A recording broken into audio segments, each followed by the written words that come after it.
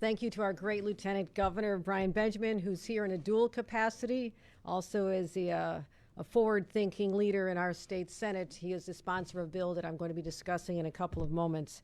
Also very delighted to be joined by our leadership in the legislature, have Majority Leader Andre Stewart-Cousins and our Speaker Carl Heastie here. I thank you for lending your clout to this event today, because what we're doing actually came out of your two respective bodies, and I'm very proud of the work that was done by your members, the sponsor in the Senate, as I mentioned, Brian Benjamin, but also Assembly Member Farrah Forrest, who is also just a great leader on criminal justice reform, and I thank her.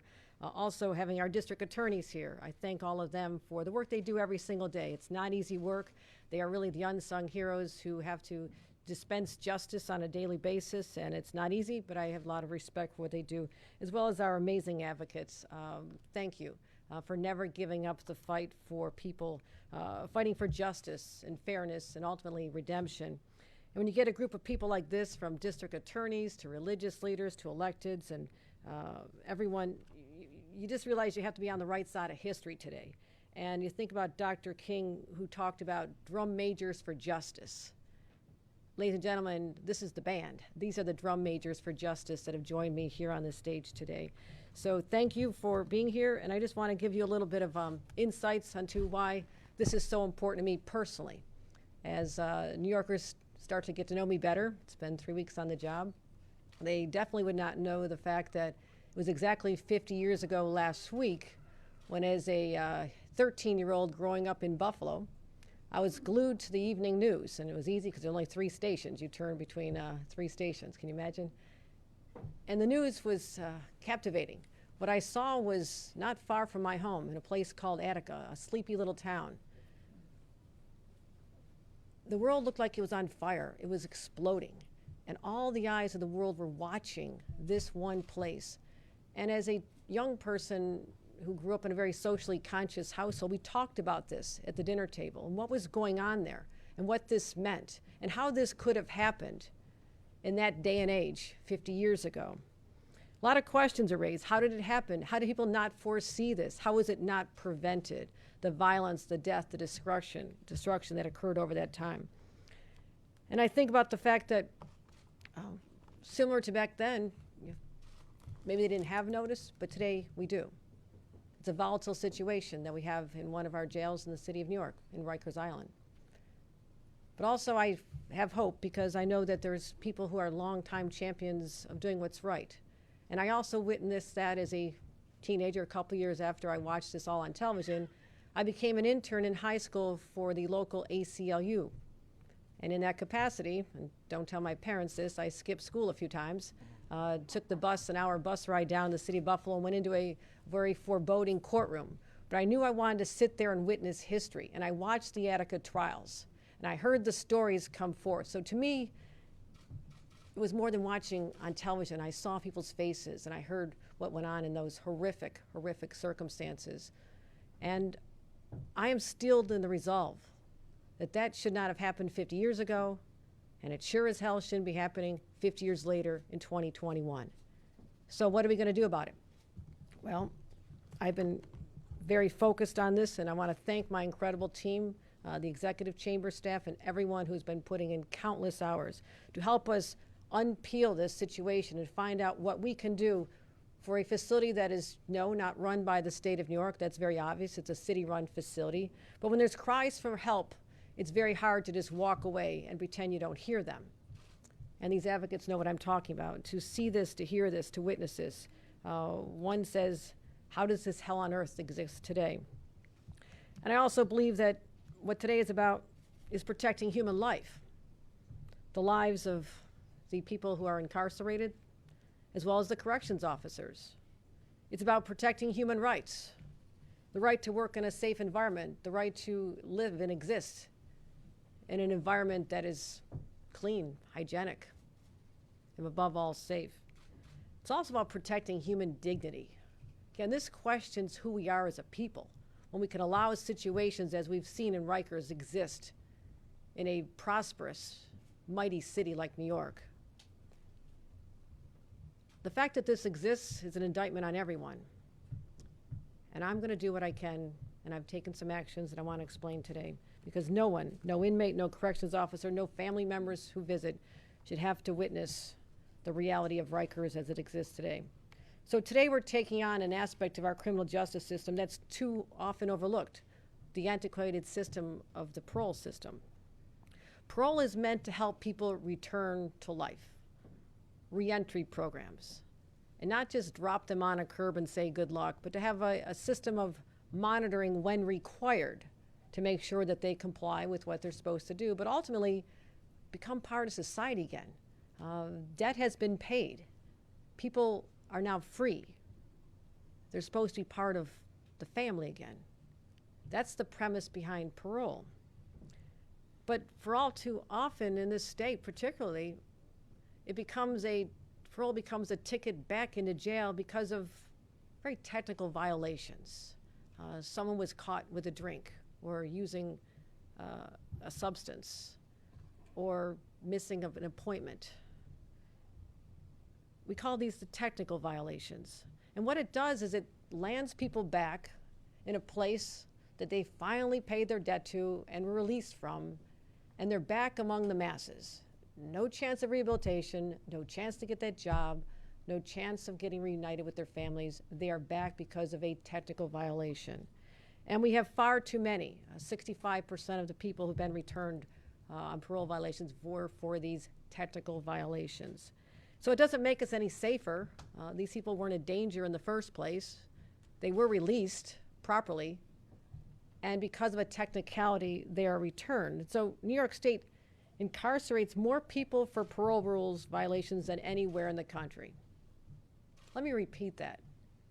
New York State incarcerates more people for parole violations than anywhere in the country. That is a point of shame for us, and it needs to be fixed. It's going to be fixed today.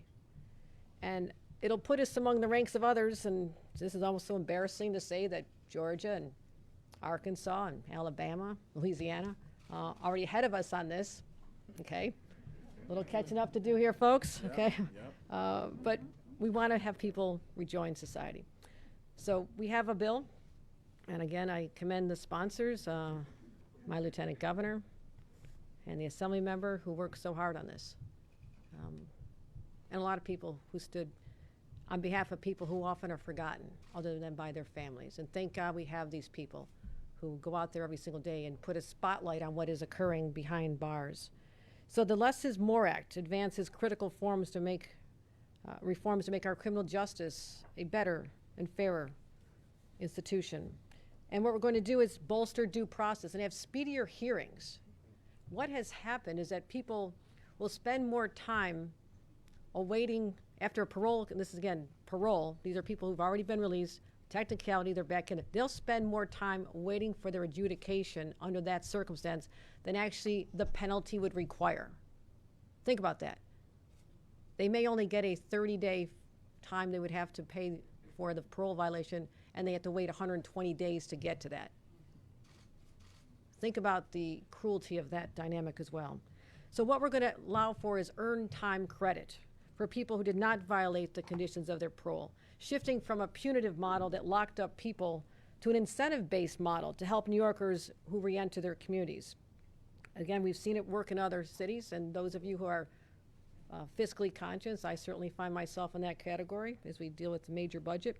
That also saves money, and that is why there's a lot of support from unlikely sources throughout the state of New York. It is saving money because these people do not need to be incarcerated to protect society.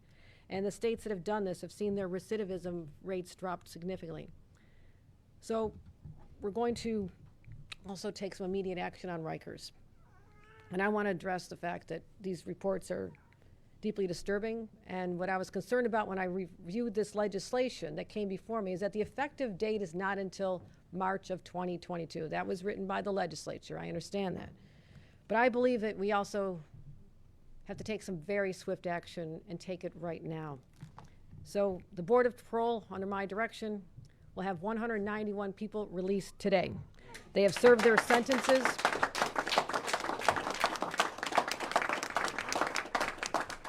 They have served their sentences under the dictates of the new Less is More. but they shouldn't have to wait for the enactment date. 191 today. Separately from the parolees, we have a combustible situation still at Rikers because of overcrowding. What does that look like? It means there's too many people and too few people to protect them and to guard them. So as of today, I'm directing a brand new process in cooperation with the City of New York. And that's probably a headline, in cooperation with the City of New York.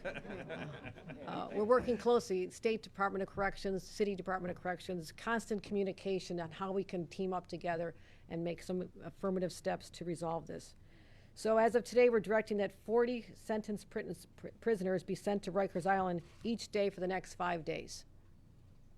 People will be leaving Rikers, a volatile tinderbox, and allowed to go to another state facility.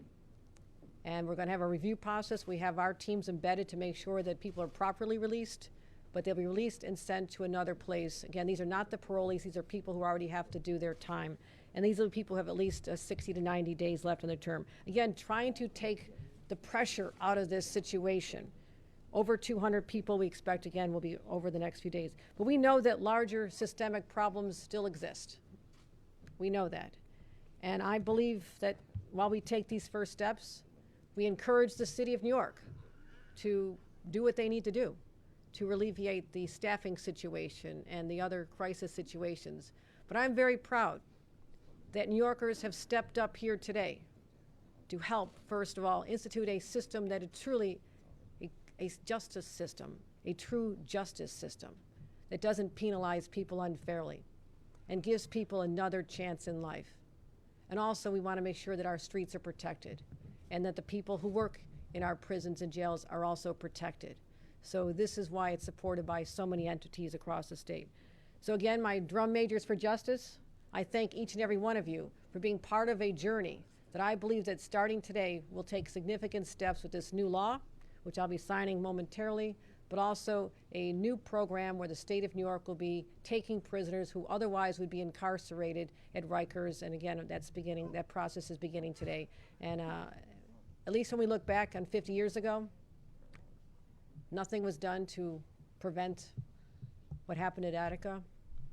I like to believe that what we're doing here today is an affirmative step from the state of New York to say no more. It begins here today. Thank you. Thank you.